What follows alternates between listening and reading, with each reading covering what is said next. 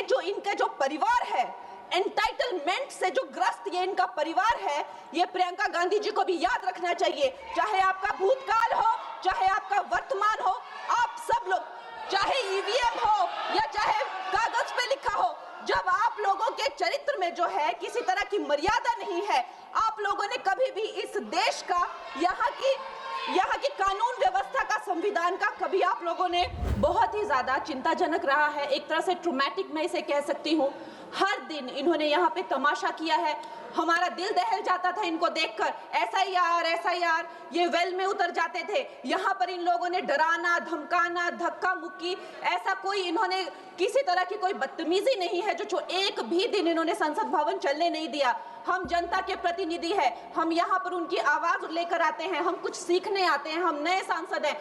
इन्होंने संसद अगर पिछले 2-3 दिन को छोड़ा जाए तो साल पर शायद ही थोड़ा चलने दिया है। एसआईआर कर करके इन्होंने यहाँ पे तमाशे किए, लेकिन अब जब इनको बोलने की बारी आई एसआईआर पे, तो अध्यक्ष महोदय जी, हम देख रहे हैं कि कल leader of opposition Rahul Gandhi ji ने, मुझे लगा क्या खुलासा होगा, हम भी बड़े उत्सुक थे, सारी साल हमने एक ही शब्द सुना है, अब ये क्या ग्रैंड रेवलेशन होगी। लेकिन राहुल गांधी जी जो लीडर ऑफ ऑपोजिशन है, उन्होंने कल जब कहा खादी है, खादी में धागे हैं, धागे में लोग हैं, लोगों के अंदर, उनको जब कहा गया कि आप पॉइंट की बात कीजिए, तो उन्होंने कहा कि मैं अपना फ्रेम कर रहा हूं, मैं अपना आर्ग्यूमेंट फ्रेम कर रहा हूं। और इतनी देर बाद जब वो फ्रेम करके पहुंचे, तो ले देकर वो वापस उसी अंतर्राष्ट्रीय मूल की महिला, अध्यक्ष जी, मैं एक महिला होने के नाते आपसे रिक्वेस्ट करना चाहती हूं कि every woman is entitled to her dignity. वो अंतर्राष्ट्रीय मूल की है, विदेशी महिला है, लेकिन उन्होंने कितनी बार आकर उन्होंने सोशल मीडिया पे कहा है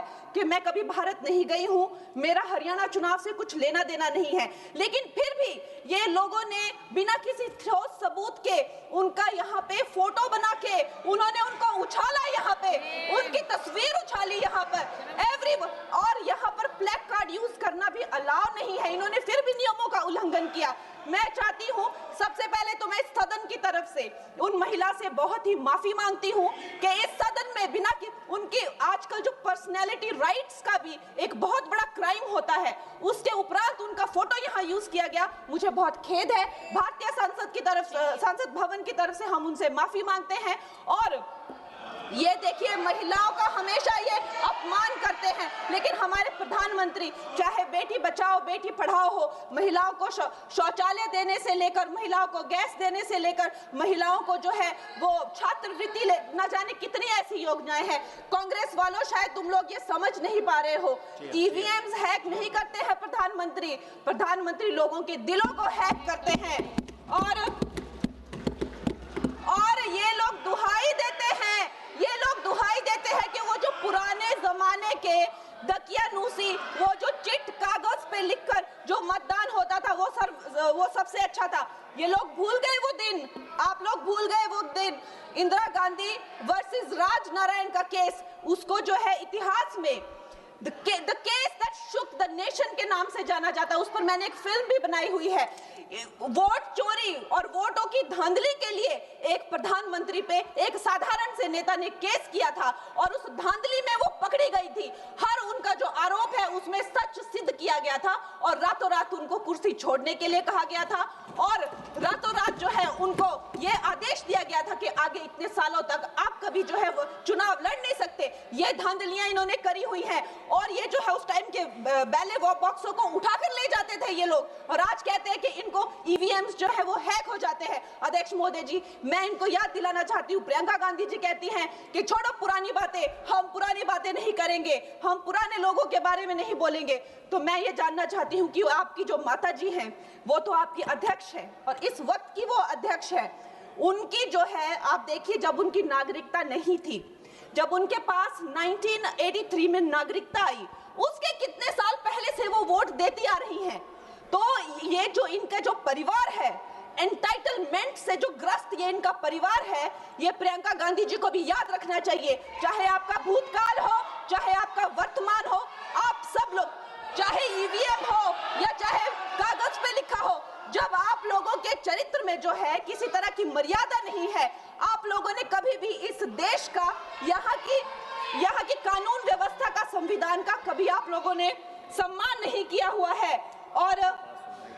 महोदय जी, बिहार में जैसे ही एसआईआर आया, एसआईआर लागू हुआ, हमारी सरकार ने जो है कम से कम 60 लाख से ज्यादा अवैध, अब ये जो सारे अमाननीय वोट कार्ड है, ये सिर्फ घुसपैठियों के नहीं है। कुछ ऐसे लोग हैं जो माइग्रेट हो गए हैं, कुछ ऐसे भी लोग हैं जो इस दुनिया में है ही नहीं। 60 लाख से ज्यादा। और अगर वो लोग जेन्युइन थे तो उन्होंने, किसी ने तो रिक्वेस्ट करनी चाहिए थी कि भाई मेरा वोटर आईडी कैंसिल हुआ है।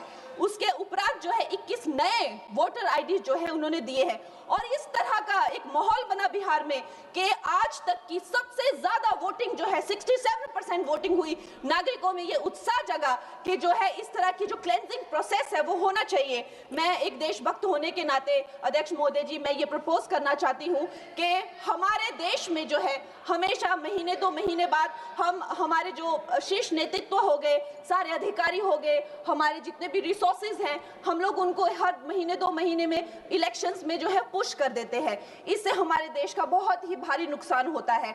और मैं ये चाहूंगी कि 1 नेशन 1 इलेक्शन, जो नरेंद्र मोदी प्रधानमंत्री जी जो कहते हैं कि एक वोटिंग जो है डेमोक्रेसी के उत्सव के रूप में, जैसे कि दिवाली होती है, होली होती है, उस रूप में मनाया जाए। क्योंकि ये सिर्फ सरकार का ही नुकसान नहीं है, 10,000 करोड़ से ज्यादा का जो नुकसान होता है सिर्फ वही नहीं है, लेकिन मुझे लगता है कि धीरे धीरे हमारे जो नागरिक भी है उनमें जो वोटिंग फटीक है, बार बार उन्हें जागरूक करना, बार बार कई जगहों से जहां वो काम करते हैं वहां से उनको ट्रैवल करके अपने नेटिव प्लेसेस पे आना और बार बार मार्केटिंग करके, it is exhausting for the whole ecosystem.